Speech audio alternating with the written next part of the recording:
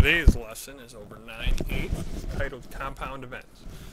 So there's quite a bit of vocabulary in this section that are very important in regards to compound events. Compound events, to start off with, is an event in which two or more simple events occur, such as maybe flipping a coin twice. An independent event would be that exact same example, tossing a coin twice, meaning our first coin flip has no effect on our second coin, right? Events happen separately. So they don't affect the outcome of the other. Don't affect each other's outcome.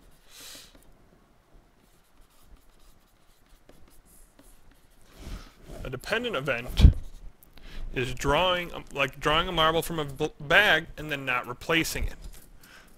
So, for example, if we had 12 marbles in a bag, 6 are blue, 6 are red.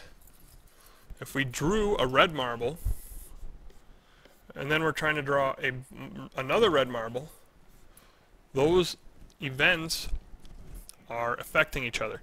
Because once we draw our first one, we had 12 choices for the first one. For our second one, we're only going to have 11 left. And then instead of having 6 marbles that are red, we're only going to have 5 because we already picked one of them out. So the first event affected the second event. Lastly is disjoint events.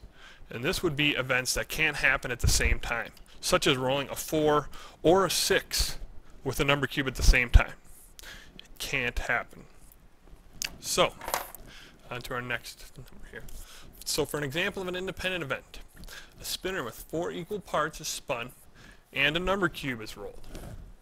The probability of getting A and rolling a 5 on a number cube or greater is what we're looking at. So probability of A and 5 or greater. So we've got to take the probabilities and add them together. So what's the probability of getting an A on the spinner? Well, we have 4 outcomes, one of which is an A. Well, what is our probability of rolling a 5 or greater?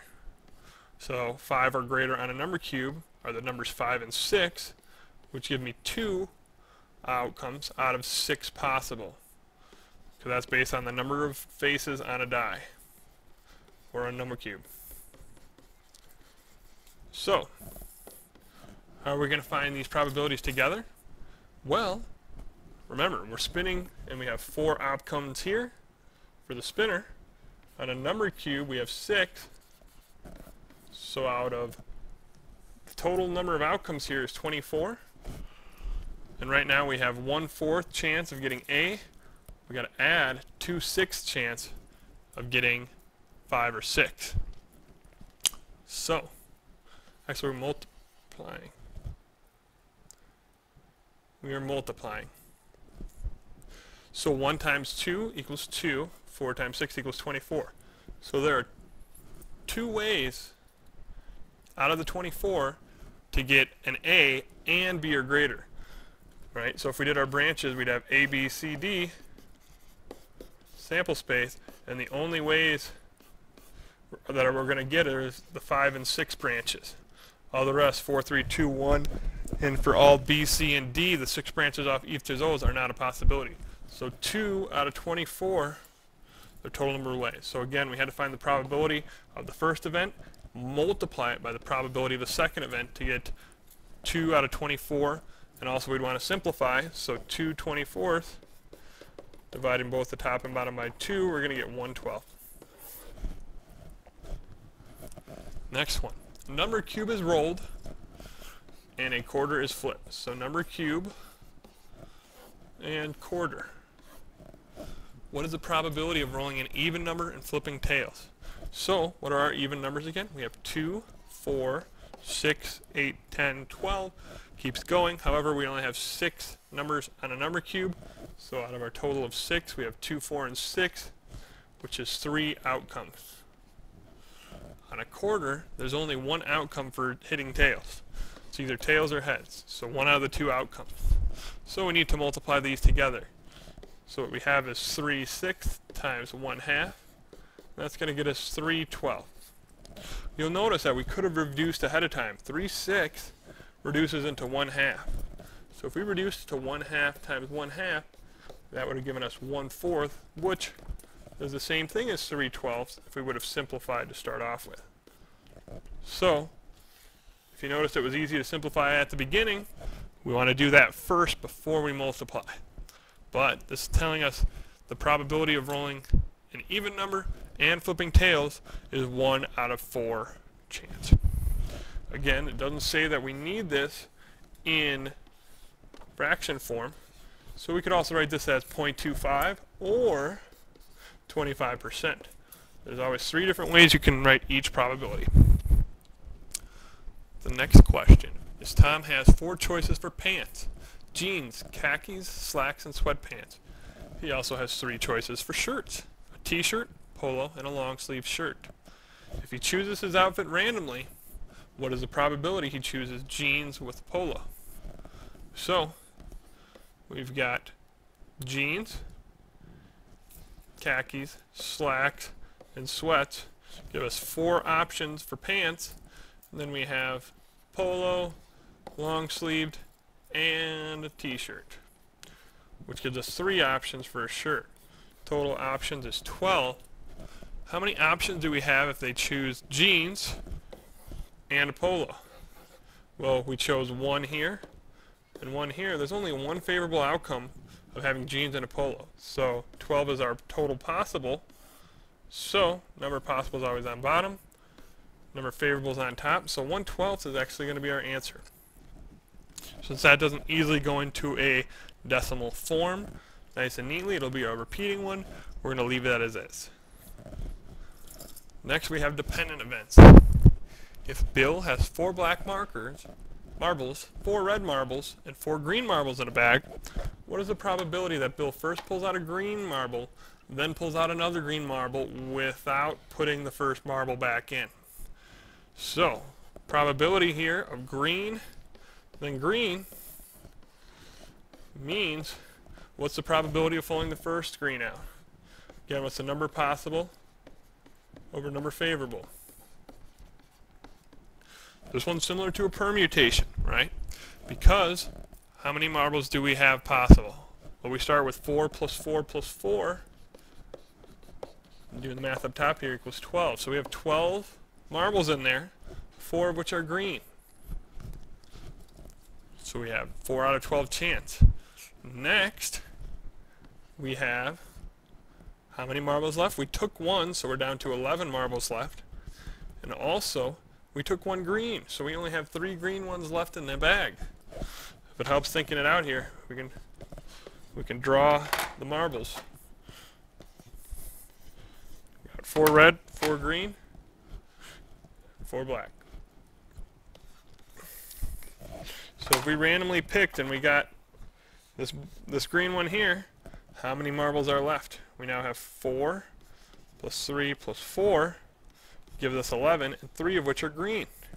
So then we have a 3 out of 11 chance of picking that next one, and that's where we get 3 left. Now multiplying, since we're multiplying these fractions, we can actually cancel. 3 goes into 12 4 times. So now I've got 4 on top of 4, so we can cancel both of those. We have a 1/11th chance of picking a green marble out, then picking another green marble out. So 1/11th is our answer. Next, if James has a deck of 10 cards, 5 are blue and 5 are red, what is the probability of pulling 2 blue cards? So 5 are red, 5 are blue. What's the probability of pulling 2 blue cards? So, probability of blue then blue is what it's asking. Because we have to pull 1 at a time. What is our probability of blue? Well, right here I see we have 5 blue out of 10 total. So 5 out of 10 is our first blue. Then our second blue. If we take one of these cards away, we now have 9 total, with only 4 being blue. So I have 4 9s. Now we need to multiply here.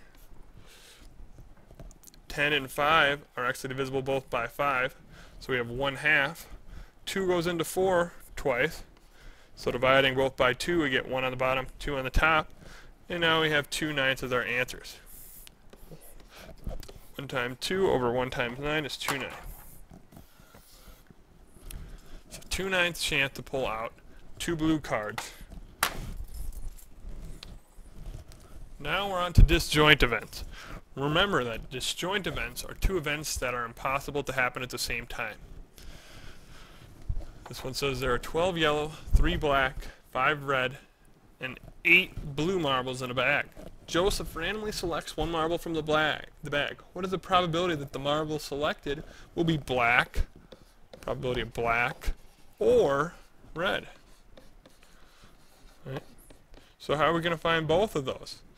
Well, what we do is how many black do we have? We have 3 black, we have 5 red. We're going to add those together because it's the number favorable is either the number of black plus the number of red. And our number possible, 12 plus 3 is 15. 15 plus 5 is 20. And 20 plus 8 equals 28. So out of 28 total marbles, we have 8 of them that we can choose that would either get us a black or red. So 8 out of 28 is our answer. However, we can divide both of these by 4 to simplify and get 2/7. So there's 2 out of 7 chance that we will get a black or a red marble. A month of the year is randomly selected. What is the probability of the month ending in the letter Y or the letter R? So, months of the year, let's write them out. We got January, February, March, April, May, June, July, August, September, October, November, and December. And we're writing these out because spelling is important because we're looking for the ones that end in Y or R. So now I'm going to go around with my blue circle. Which ones end with Y? I've got January, February, March, April, May, June, July, August, September, October, November, December. All the rest of those. Now I'm going to go back and circle the ones that end in R. Right? So the blue was Y, and then the red will be R. So that works. So December, November, October, September, June, April, March, August. So how many do we have circled? We had 4 options ending in Y. And we have to add the numbers of options we had ending in R, which is another 4 out of our total. And there's 12 months in a year, so we know there's 12. So adding these up, we have 8/12. And we can then simplify to get 2/3. So 2 out of every 3 months is either going to end in Y or the letter R. If you have more problems or questions or examples that you want to look at, feel free to check out the peer tutors or the peer quizzes on Moodle.